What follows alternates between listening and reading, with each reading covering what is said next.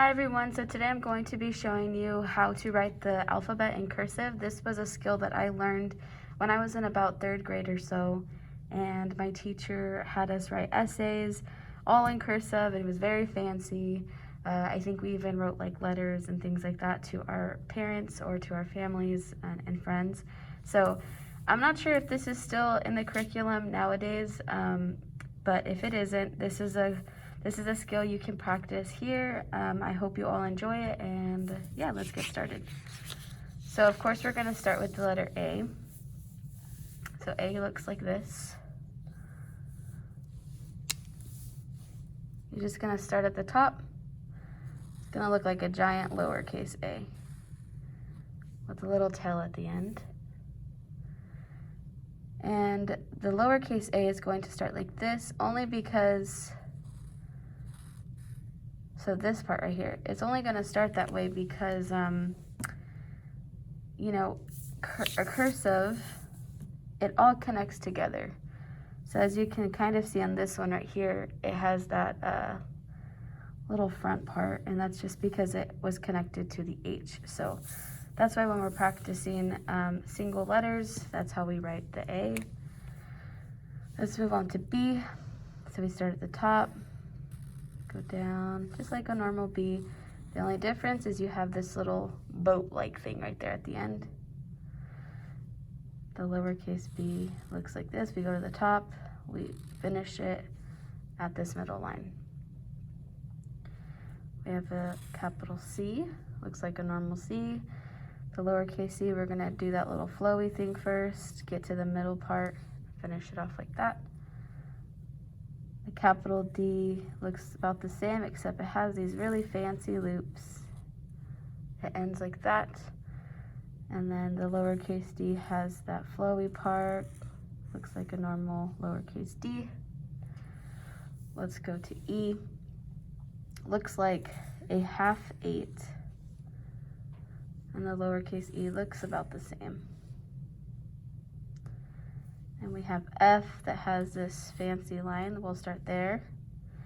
And then you're gonna come down, do that little boat-like thing, and then put a line through this middle part.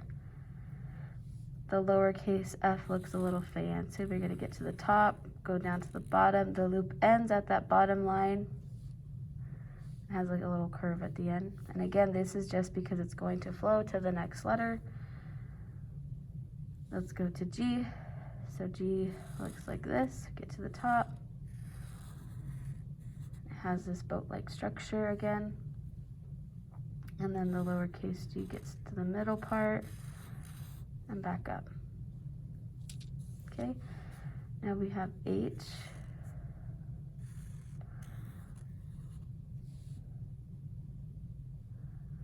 And then we have lowercase h. And of course you can pause the video at any time so you can catch up. I know this is kind of moving fast. So yeah, so here's a capital I and a lowercase I. We're gonna go to J. J is kind of tricky sometimes.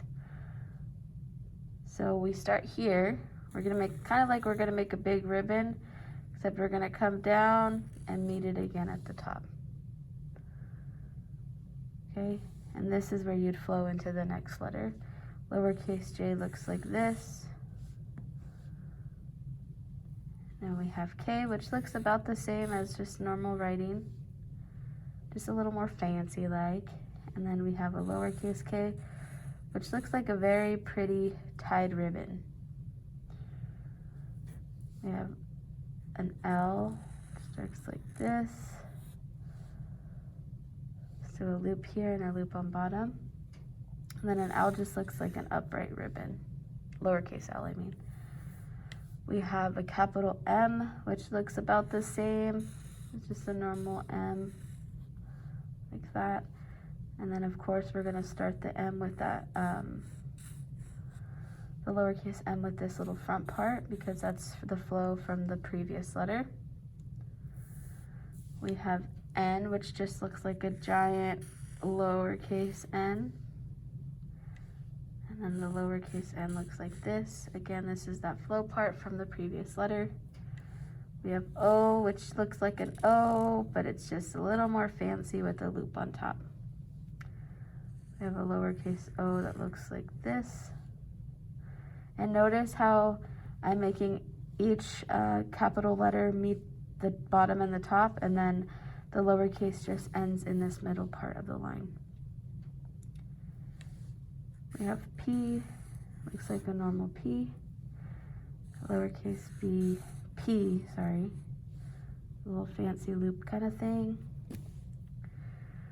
We have Q, which is always tricky for me. So it looks just like a normal O. I have to go around a second time. But it has this like curve thing right here.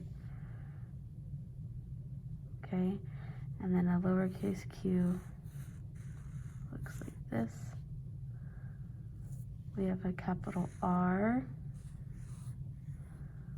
Looks like a normal R. A normal lowercase r looks like this, kind of like a little mountain with a slant here. And then we have, I don't know if we'll be able to fit these, let's see. We have an S, capital S, that looks like, kind of like an and symbol. So we start here at the bottom, go around the top, go down. Okay, and a lowercase s goes like this. Okay, let's go to T. So T looks a lot like F. The only difference is it doesn't have this middle line through it. So we're gonna start first with that little wave-like line, and then we're going to bring it down and do that little boat-like thing. And then we're going to make the lowercase t, which kind of looks like an Eiffel Tower. Then we have U that looks like a giant lowercase u. We have the lowercase u that looks like this. We have, actually it's supposed to be like that, yep. Capital V, we have a lowercase v. We have a W that looks like a normal W. There's a lowercase w. We have an X that has like this loopy kind of feel to it, this fancy curve right here. And then the lowercase x just be like that, but you're gonna add a little strike through it. Then we have capital Y. Okay, lowercase y, and I don't have enough room for Z, but we'll try to fit it right here. Let's put it on this line. So this is what Z looks like. We'll practice it right here. So Z is gonna start kind of like you're gonna make a 2, but you're gonna stop there and make a squiggly line. And then the lowercase e starts like you're gonna make an N, but it ends with a squiggly. Okay, so that is how we write our alphabet in cursive. Sorry about not being able to fit it here, so it's all on one paper. I think I might have drawn these a little too large. So anyways, I hope everybody enjoyed this and they practice this on their own, so maybe they can do some fancy writing for essays or letters or anything like that. Thank you for watching.